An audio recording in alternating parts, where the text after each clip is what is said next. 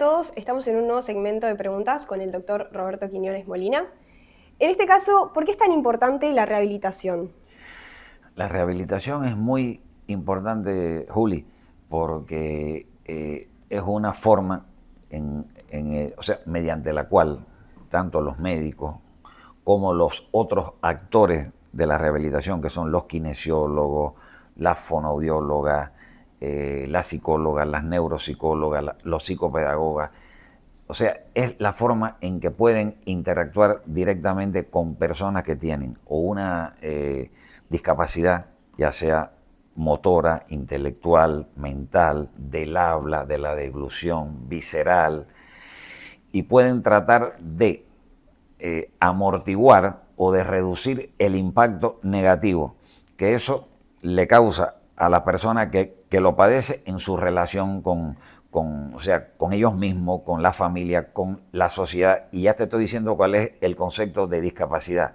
La discapacidad es la imposibilidad de una persona de realizarse como un ser humano pleno, porque tiene una limitación que es más o menos permanente o duradera y que puede ser en la esfera motriz, en la esfera del habla, de la comunicación, del intelecto, que puede ser incluso en lo visceral. Y bueno, una de las maneras de contrarrestar eso y llevar a las personas o a su curación o a su mejoría que le permita una reinserción en la familia misma, en la sociedad, en el trabajo, en la escuela, es mediante la rehabilitación. Todo no se resuelve con una pastilla, con un medicamento inyectable o con una cirugía. Un traumatólogo opera una cadera, pone un reemplazo de cadera y bueno, en el primer mes, los primeros 2 meses, esa persona va a requerir seguramente un reacondicionamiento, un fortalecimiento de sus músculos, una reprogramación de su cuerpo para tolerar una prótesis. Entonces, todo eso es mediante un proceso de rehabilitación. Una persona que sufrió un accidente cerebrovascular y quedó con una mitad del cuerpo paralizada, una hemiplegia, o quedó con una afasia, que es una dificultad para entender lo que se le dice o para expresar lo que quiere decir, eso no se logra lisa y espontáneamente, sino es mediante la acción de un equipo donde haya un kinesiólogo fisiatra, donde haya una fonoaudióloga, donde haya una terapista ocupacional que le enseñe el uso de sus miembros superiores, de las manos, o que simplemente si ya sabemos que esa persona no va a poder lograr un movimiento por sí, está lo que se llama la rehabilitación adaptativa, es prepararle a esas personas aditamentos digamos, hechos a su medida para que en alguna medida se puedan ayudar, ser independientes o depender menos de las personas. Yo creo que la rehabilitación es fundamental en la medicina y creo que hoy no se concibe la medicina si no es con la rehabilitación dentro. ¿Cómo ha cambiado la rehabilitación con todos los avances tecnológicos? Yo creo que la rehabilitación va, digamos, por un buen camino.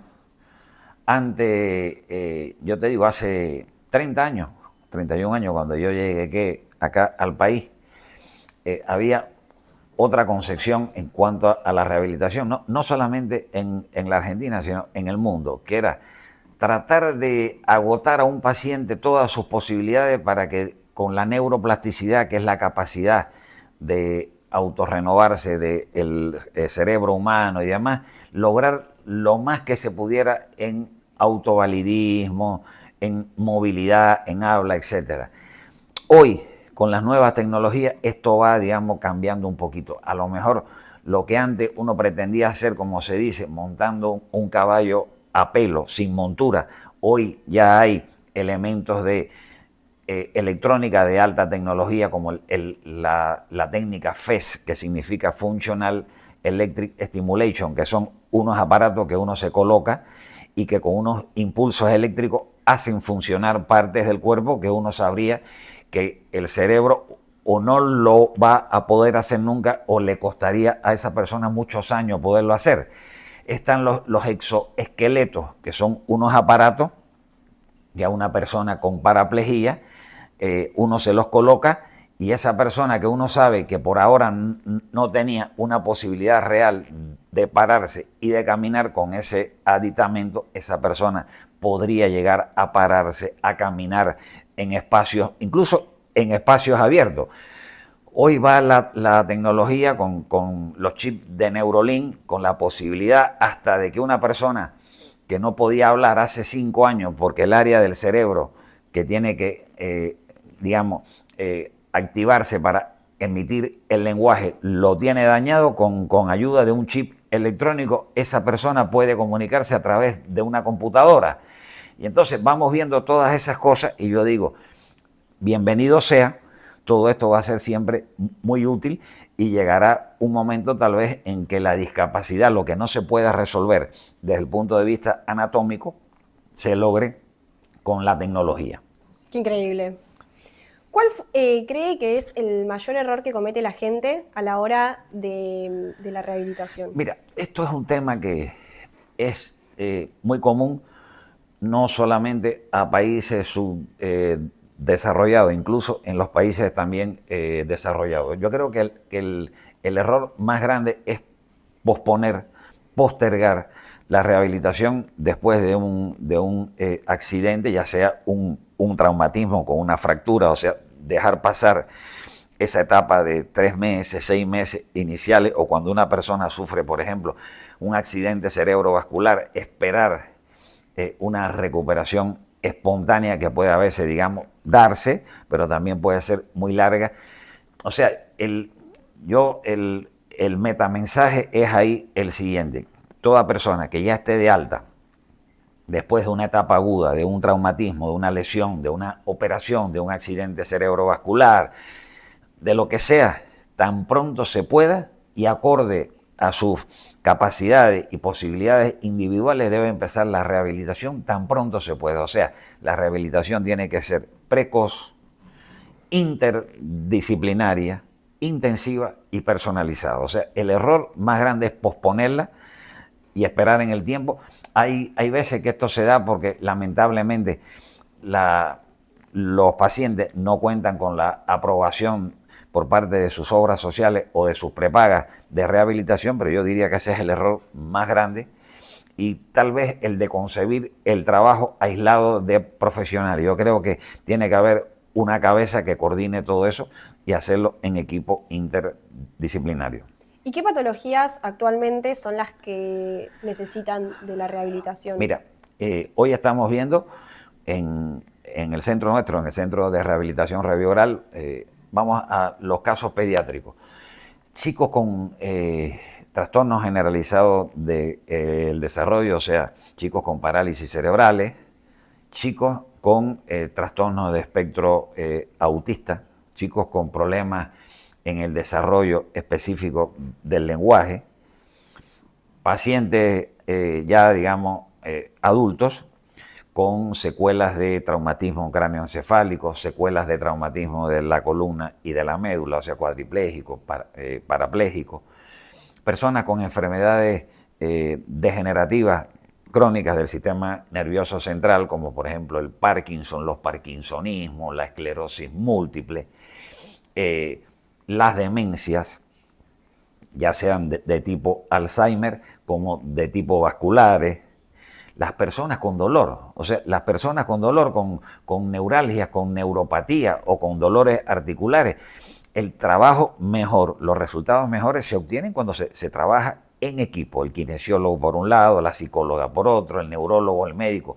con la medicación y el médico especialista en dolor, en el caso que haga falta, con los procedimientos mini intervencionistas que pueden también, digamos, ser como la frutilla de la torta para para un mejor resultado en todos estos tratamientos.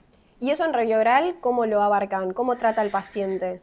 En Revioral se hacen todas esas cosas. Se hace un trabajo en equipo interdisciplinario donde por lo general todos los pacientes que vienen son filtrados por mí como médico coordinador o por las médicas del equipo, la médica clínica, la doctora Artesi o por la doctora Vega, que ya es médica y es diabetóloga, por lo general filtramos todos los casos que vienen y en base a sus diagnósticos, a sus posibilidades, o sea, aptitudes y actitudes y lo que necesita, se le arma, se le diseña un plan de tratamiento que puede incluir todas estas terapias, puede incluir kinesiología más fisioterapia, fonoaudiología, terapia ocupacional, psicología, neuropsicología, psicopedagogía, etcétera, etcétera. ¿Y qué relación tiene la rehabilitación física con la salud mental?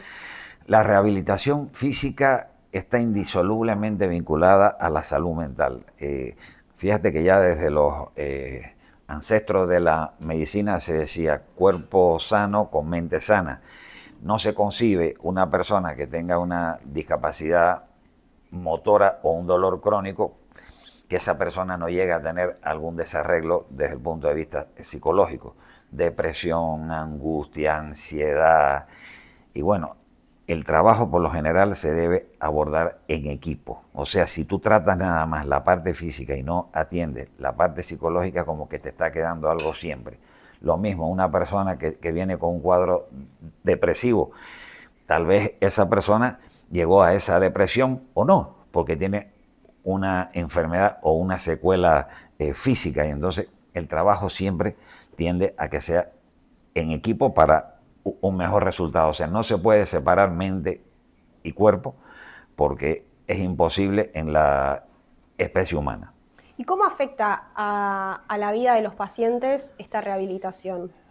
¿En qué sentido? O sea, ¿cómo le afecta? No, El hábito de vida. no, mira, yo creo que para bien. Ahí está la función de uno como coordinador del equipo médico interdisciplinario de explicarle a los pacientes, que en su mayoría vienen por patología o por secuelas crónicas, que esto va a ser un trabajo de tiempo, que ellos no pueden esperar una cura o una mejoría milagrosa en un mes o en 2 meses. O sea, está también en uno como médico explicar que en la mayoría de los casos estos son tratamientos que nos va a llevar por lo menos 2 o 3 meses, por lo menos, según el caso, según el tipo de patología que nosotros atendemos. Cuando los pacientes, sus familiares y demás entienden esto de entrada, se convierten en una parte que ayuda mucho al proceso de rehabilitación. A ese paciente que viene con una gran ansiedad y pretende una mejoría súbita, rápida, en horas, en días, con una patología crónica, bueno, uno tiene que, tal vez esa ansiedad, esa expectativa que la tiene ahí arriba, uno se la tiene que bajar, explicar, llevarlo a la realidad. Y entonces, si el paciente lo decide, bueno, entra a hacer el plan de rehabilitación. El tratamiento. Bueno, muchas gracias, Robert. Gracias.